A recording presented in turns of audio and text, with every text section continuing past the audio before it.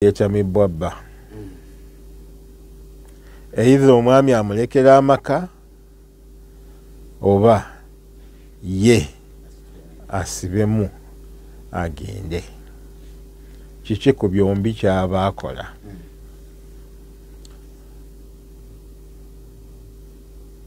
Narration oba bw'obadde oyogera ku bintu ebyo ndabyemu obusungu.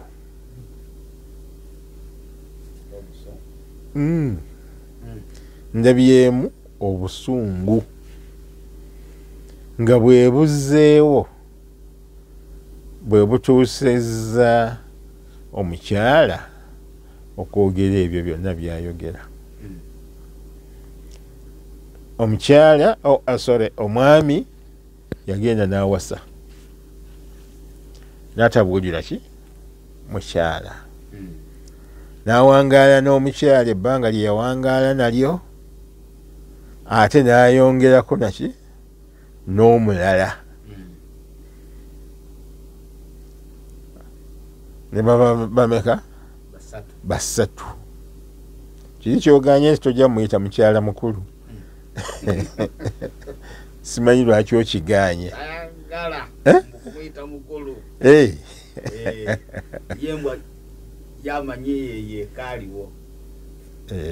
Kyekibadde kikutiisa naawe.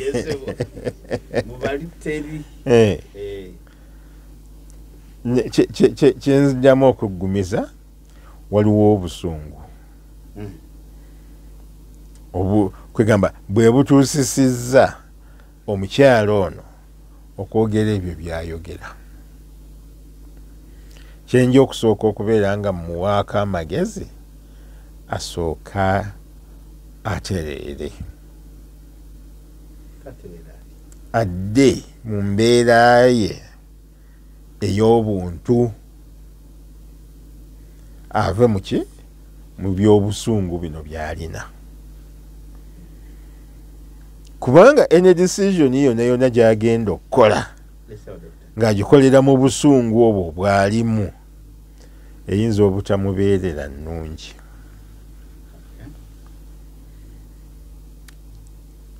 Takikoze kugamba nti omwami alina kino kyeyankoze ekyamaanyi ennyo. Wabula omwami yagenze n'awasa ekintu obusiraamu bwe kitayinza kumunenyezako n'akatono ennyo. Manyi abakyala nga Abanadamu definitely tebakyagala, naye ate obusiraamu bwakikola ki bwakikkiriza. Kyeba ngamba nti omukyala oyo asooka akuulinge down. Mu Lugisu bwe bakyogera bwe batyo oba sijja kukozesa kusala puleesa olutuufu. Akuulinge down lwe Lugisu olutuufu. Aleme kukola decision yonna ng'agikozesa busungu. Era ekimu ku bigenda okumuyamba okubeera nti nno kimuzza mu mbeera, musaba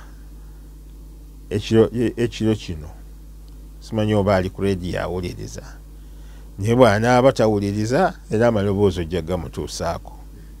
Bw'aba awuliriza afune ku wuzu.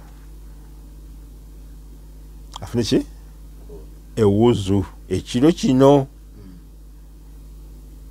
ng'agenda nakwebaka afune wuzu.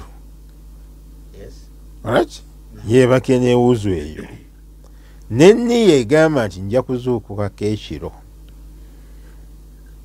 Yeebake bw'anaazuukuka ate afune ewuzu endala agenda asaaleyo era akabbiri mu kiro. Asaaleyo maka 2 zokka bwe ziti. Bw'anaamala ozikola ki okuzisaala awo wennyini waasaalidde asabe ku Allah ng'amugamba ebigambo bino nti ya Allah wange gwe Allah wange mpangadde n'omwami wange emyaka gino gye tumaze ye yagimanyi era bwe baba nga balina abaana be bazadde era ye yabamanyi aboogere mpangadde n'omwami wange ebbanga lino tuzadde abaana bwe bati era bonna alhamdulillah oba tukuumidde sifunangako kitutawaanya n'abazee wange naye kirabika nti yalina byatayagala kumbuulira. Nkusaba ay Allah obeere nga ompa obugumiikiriza okugumira embeera eno gyennimu. Bw'obanga tompadde bugumiikiriza ya Allah, nkusaba onsalirewo ekisinga obulungi okuva mu maka muno oba okusigalamu. Ebyo bigambo byaba akozesa. Yebake. Era nenkeera akikole. Nenkeera akikole. Emirundi egi ng'asaba Allah bw'atyo. Kyenkakasa mu nnaku ezo 3 Allah ajja kumuwa ekirowoozo ekisingira ddala obulungi. Allah agenda kumusalirawo ekisinga obulungi akimuweera mu birowoozo bye yennyini akifune. Kati awo Allah kyanaaba amusaliddewo. Alright? Ekyo kyaba agenda nakyo. Kyaba akola ki? Kyaba agenda nakyo naye nga si busungu buno. Nnaku 3 ezo nnamba ng'asaba busabi Allah agenda kubeera ng'amusalirawo ekisingirayo ddala okuba ekirungi. Bw'anaaba tafunye nakani kusalawo okwo, kuba era obusungu buyinza okugenda mu maaso ne bumukola ki nga bwe bumusukuma. Bw'anaaba alina kyayagala okusalawo nga bw'abyogedde, either omwami okuvaawo agende aleme kudda, ayinza okukigala bw'atyo n'abeera nti ate kiyinza okumukaluubirira ekyo. Era omwami naga nti nze siina nsobi era nja kudda wano, n'asigala ng'akomawo. N'atuuka okube kati ye aba asigazzaayo solution egi kuvaawo nti agende. Naye ate okuvaawo kwe tamala gavaawo. Ayina okubeerawo okuggyako ng'agenda kweyambulula mwami. Bwe kuba kumweyambulula era ayina process gy'ayitamu. Ayina okugenda ewa disitulikaazi oba yenna gwe bikwatako alipootinga ensonga eyo, bakazi bagituulemu, bayite omwami, awo eyo process yonna agigumire. Kusalwa n'asalawo nti kale mwawukane. Nze nganze obusungu obwo bwe ndabyewo mbadde ngamba asooka akendeere, obusungu bukendeere, abeere nga yeddamu. Kuba munnange gy'agenda ebweru eyo eriyo engo zaagwe. Engo zikola ki? Zaagula, okwagula yagula. Ayinza okweta okugwa ku ngo. Ate ne yeebuuza naga nti singa nasigalayo wa gye nali. Ebweru eyo gy'agenda ayinza okgenda nti agenze ewaabwe, abeewaabwe nabo nga bagamba nti afu twakugaba wano, n'olwekyo wano tolina wakola ki wodda. Oluusi ne batakimugamba, naye ate agenda okulaba ebintu ebiddako nga tebiyinza kufaanagana na biri byabaddemu, ng'abadde agumiikiriza ayinza okubeera nga yasinzeeko. N'olwekyo kamusabe akole bw'atyo. Oluvannyuma bw'ali asazeewo kugenda ayite mu process eyo, Allah amusalirewo ekisinga obulungi. Sijja kusinga kaawo.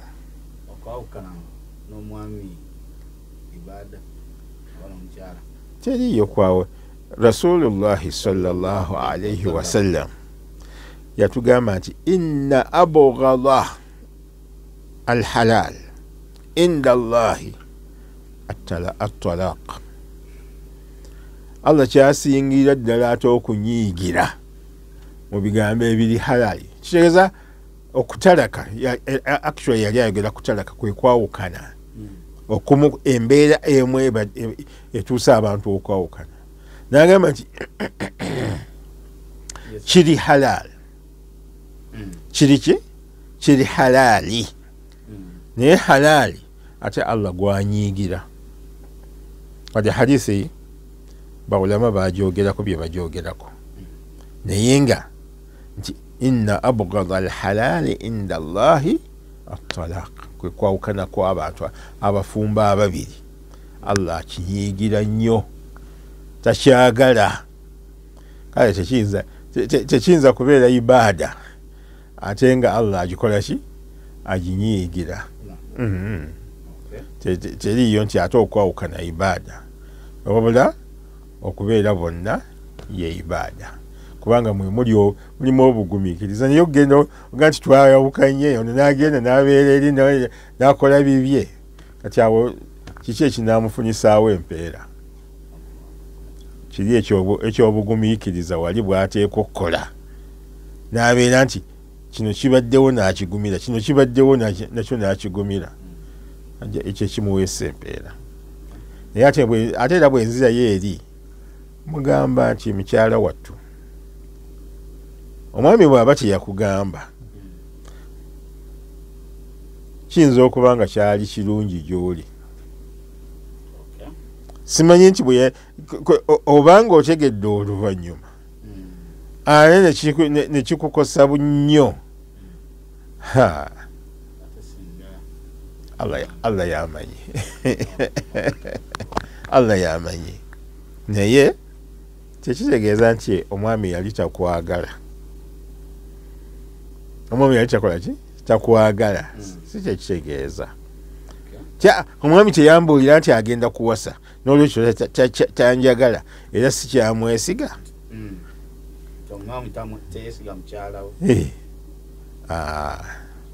Si kyekitegeeza. Wallahu a'lam. Bibuuzo bigenze bikaluba. Kubanga oyo embuuza gyakibuuzizza, tabuuzizza nti kituufu oba nedda. Si kyabuuzizza, si bwe kiri? Wabula kyava ludda wa? Si kyayagala? Tukijja ludda wa? Okubeera nga tukola ki? Twaziinira omwana. Era biki ebikakata ku mwana ng'akoze eki? Azaalibwa. Allahu akbar. Nze nzira mu kibuuzo kyaki ng'oli bwakibuuzizza. Number 1, tukijja ludda wa? Ndowooza bitabo byaffe ebya fiqhi,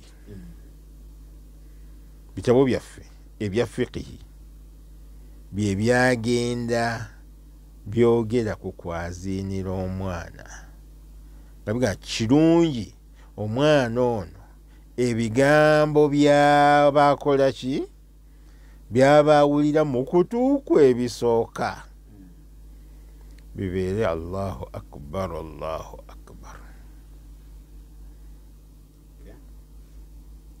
Ompulira omwana ono mwana wattu atandika okuwulira ng'ali mu lubuto lwa maama we era ekyo bannasayansi kyo bagenze bakikakasiza ddala ti omwana ono abiwulira ng'akyali mu lubuto lwani lwa maama we. Kati bw'ajja ku nsi kuno ensi gyazzeeko, ensi gyakoze ki gyazzeeko erimu ebintu biyitirivu bino nabiri kibiki music ali wali, Qur'an eri wali, ate kino kiri wali, kwegamba bingi nnyo ebiri muki mu duniya muno. Bawulama kye baba bagamba nti yustahabbu, nga tubeere nga tutegeeragana, yustahabbu kirungi oba kiri recommended oba recommended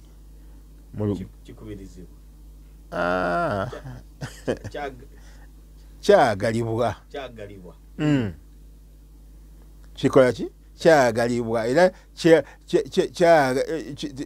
kyekintu kyetwagaliza abalala, si kibi okubeera nti nno ki omwana ono abeere ng'ebigambo byasoose okuwulira mu kutu kwe nga bigamba nti Allahu akbar Allahu akbar Allahu akbar Allahu akbar. Kigambo ekyo kikulu nnyo omwana okubeera nga akikola ki akiwulira kimugamba Allahu akbar Allahu akbar. Ozize ku nsi kuno kuliko kino nakiri naye manya mu bulamu bwo nti Allahu akbar, ya Allah yasinga byonna by'onoolaba ku nsi kuno, byonna by'onoowulira ku nsi kuno. Allahu akbar, Allah yasinga obunene mu byonna.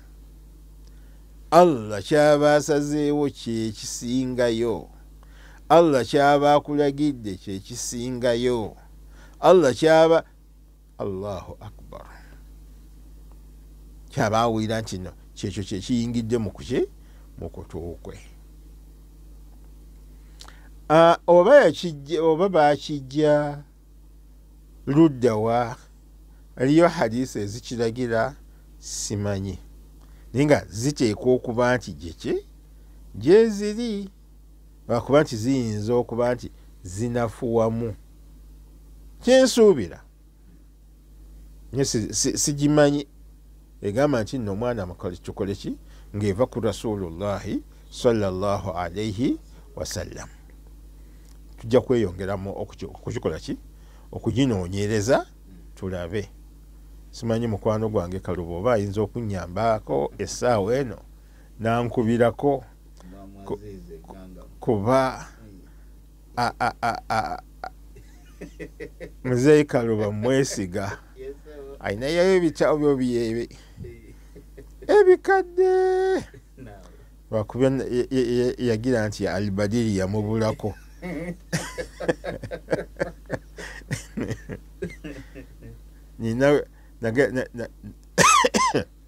Nasukumayo abantu bagende bamubuuze ku bikwatagana ne Albadiri abasomeremukko, naye yagamba nti akatabo kaabula oba kaabulira wasimanyi. Naye manyi nti ebitabo ebyo abirina, mpozi n'omulala nzeeru embaawo naye ayinza okubeera n'ebitabo ebyo ebikaddekadde. Saba Allah amutukuumire. kati abo bayinza okunyambako bwe baba bamanyi we bagiraba naye nze sinnabakola ki naye nja kweyongera inshallah olwokutaano olujja we lunaatuukira nja kuba ne ansa entuufu wo we bakigira ddala naye nga mmanyi bobaga yustahabu kyandibadde kirungi nnyo omwana ono ebigambo by'abaawulira abiwulire muki era bagamba kwaziina ekyokukima fe tugenze tukyongerako kwaziina mu kutu kuno okwa ddyo ng'omwana yakakola ki yakazaalibwa naye tujja kweyongerako insha allahu taala oba oli awo nyamuzeeyi Juma Bala naye oba anaayongerako simanyi naye kiki ekikakata ku mwana wattu omwana mu busiraamu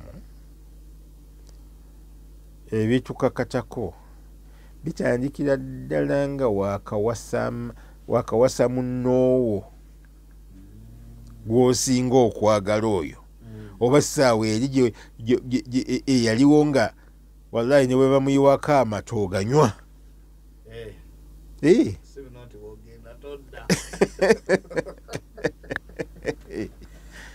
waliwo essaawa eyaliwo nga ne bwe bamuyiwako amata agakola ki aganywa kati oyo wewamulondera wewasookera ddala watya nga yakatuuka mu maka n'omukwata mu mutwe n'ogamba Allah ti ai Allah nkusabe ompe obulungi obuli mu mukyalo ono n'obulungi bwe wamutonderako onkingiriza obubi obumulimu n'obubi bwe wamutonderako eyedduwa yesooka ngomaze ate mwana wattu batugamba ogula nankani oba n'amata glasi y'amata n'omuwa n'anywako naawe n'onywako olyoka osomeddewo eyo sinalaba na ku mwana tannaba kulabika naye olituwulira butya yenna okukola awo nno biki ye process ekyokubiri essaawa ey'okunoonya omwana era nawo rasul sallallahu alaihi wasallam n'atugamba nti edduwa yiino gy'oba osomerawo era n'atugamba nti bw'obanga ogisomeddewo okola ki shaitaani teyinza kubeera nga etawaanya omwana oyo okubeera nti emutuusaako akabi konna okiraba eyo nayo n'ogikola ki n'ogisoma ekyokusatu bw'amala okuzaalibwa kekali ketugambye nti okumwaziinira alright ketugenda okweyongeramu okunoonyamu tulabe gye bakajja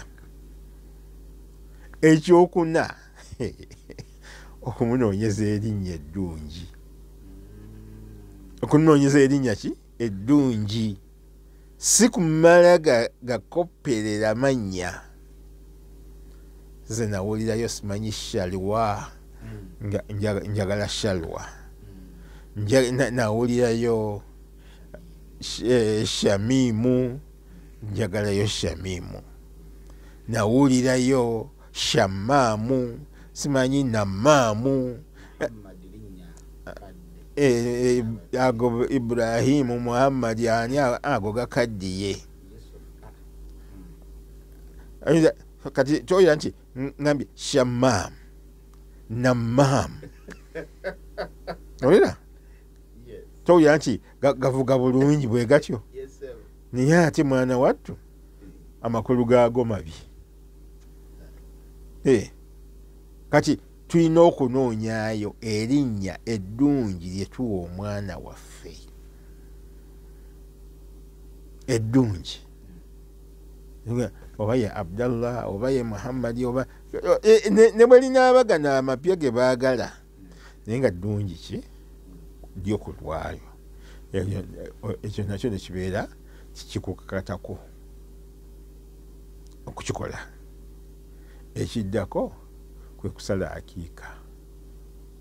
Okusala ki akiika nnaku 7 oba si 7 nnaku 14 oba si 14 21 then nogenda mu maaso awo wonna.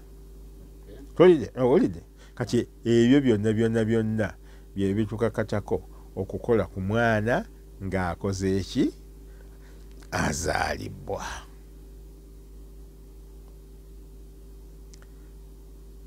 Naye Kenya kali akakulu ennyo edduwa ziri n'okunoonya erinnya eddungi n'okunoonya ki n'ekino ekyakiika kikulu nnyo kubanga abantu abamu bajja ne bakigayaalira bugayaalirizi. Naye nze ekyanjagaza oba kugamba ekimu ku binjagaza ennyo akiika, emigaso gya akiika kwe kubeera nti Rasulullahi sallallahu alaihi wasallam yatugamba mu hadithi emu ti kullu mauludin al-aqiqa rahnun li hadithi erina bwetambula rahnun lil maulud oba kullu mauludin njerabiri mu luwarabu lwayo naye nga egamba nti omwana ono akiika ye yeeta ebizibu kugamba buli kazibu konna akandibadde kakola ki bimuli mu nsingo wano bw'ogisala ebiryoka bita.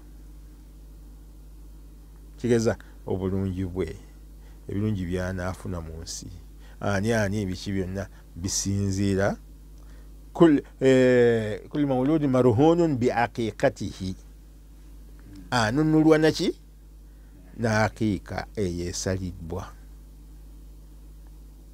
anunulwa. Kitegeeza wali nga tonaba kusala abeera muki muwambe waliwo ebimulikaawo naye bw'omala okusala n'obeera ng'omununudde avudde mu busibe.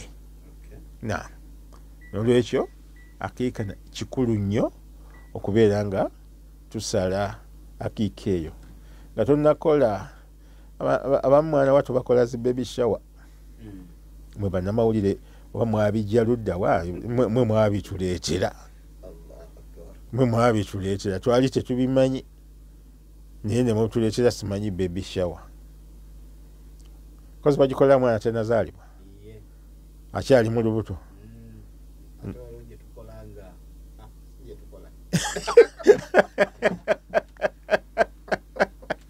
Assalamu alaikum warahmatullahi wabarakatuh.